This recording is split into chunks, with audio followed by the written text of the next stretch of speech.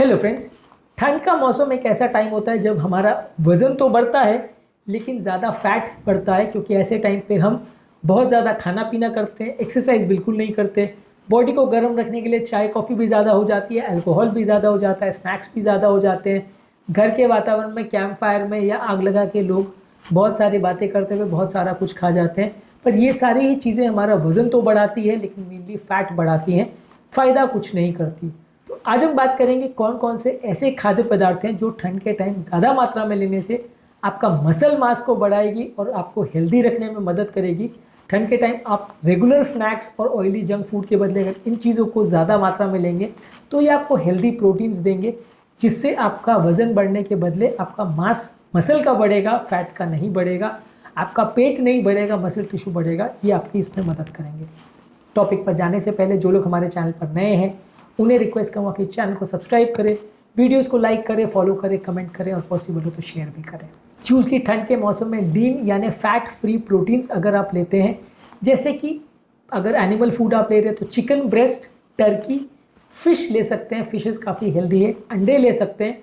अंडों में जो मौजूद प्रोटीन है वो आपकी हेल्थ बढ़ाता है और आपका वज़न भी उतना ज़्यादा नहीं बढ़ाता है। हाँ, इसमें जो येलो पोर्शन है वो थोड़ा कोलेस्ट्रॉल के मामले में बुरा है, तो उसको बहुत ज़्यादा मात्रा में नहीं लें।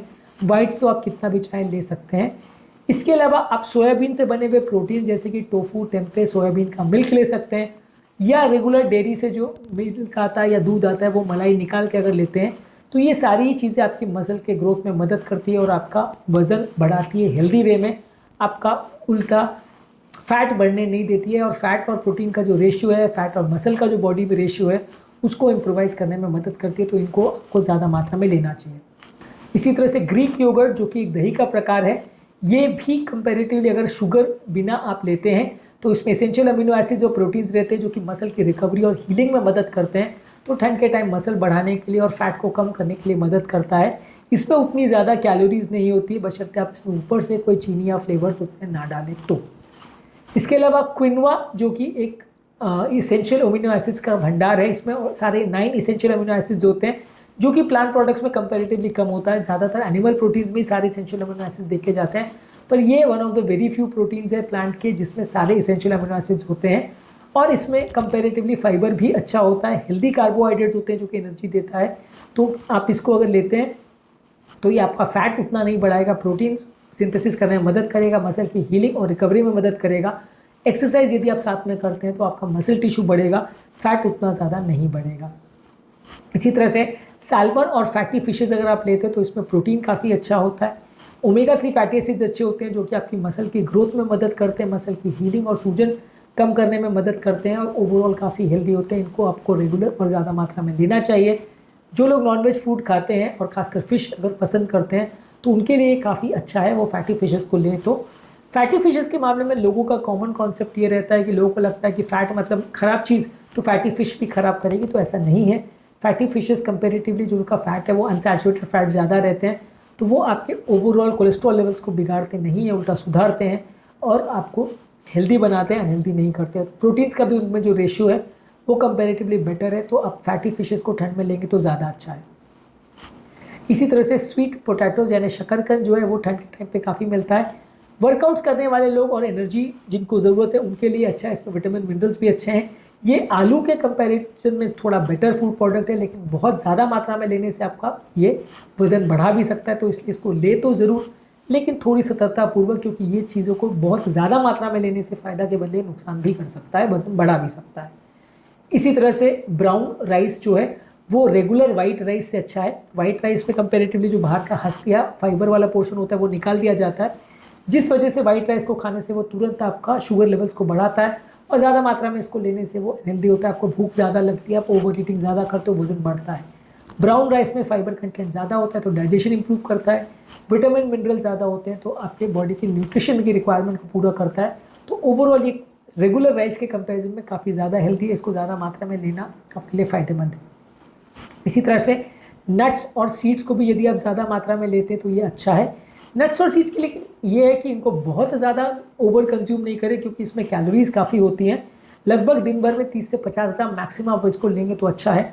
आप अगर कोशिश ये करते हैं कि मैं आधा किलो खा लूँ या 1 किलो खा लूँ या रोज़ बहुत सारे नट्स खा लूँ कम से कम 400-500 ग्राम, तो वो डेफिनेटली अनहेल्दी हो जाएगा, उसमें आपका वज़न बढ़ने लगेगा, कम नहीं होगा, फैट बढ़ने लगेगा। लेकिन अगर आप सीमित मात्रा में लगभग 30 ग्राम के आसपास दिन भर में कंज्यूम करते हैं तो कंपैरेटिवली ये काफ़ी हेल्दी है और आपको healthy essential amino acids, fats और आपको प्रोटीन्स और फाइबर्स देगा, जो कि आपका वज़न उतना नहीं बढ़ाता है और बॉडी के हीलिंग में भी मदद करता है, मसल टिश्यू को बढ़ाने में भी मदद करता है, भूख थोड़ी कम करता है।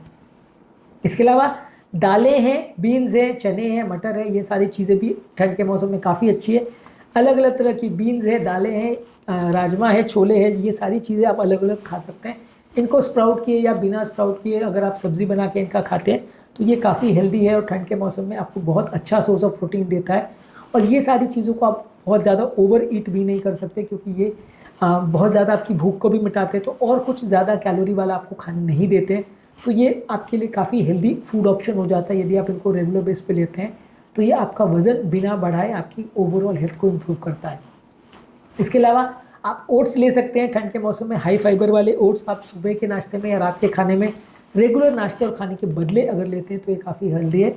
अगर आप इसको खाने के बियॉन्ड लेते हैं या खाने के बाद में लेते हैं तो उतना फ़ायदा नहीं करेगा, खाने के बदले लेते हैं तो फ़ायदा करेगा। ये सारे फूड प्रोडक्ट्स को खाने के अलॉन्ग या खाने के साथ एक्स्ट्रा आपको ठूसना नहीं है, आपको उनको खाने के बदले लेना है। तो इसके बदले आप हाई कैलोरी वाली चीज़ों को अवॉइड कर सकते हैं, तो इससे आपका कंपैरेटिवली वज़न कम होगा और आपका प्रोटीन कंटेंट बॉडी का बढ़ेगा, जिससे आपका मसल टिश्यू बढ़ेगा और फैट बढ़ेगा। इसके अलावा चिकन सूप या वेजिटेबल सूप आप ले सकते हैं, इनका ब्रॉथ ले सकते हैं।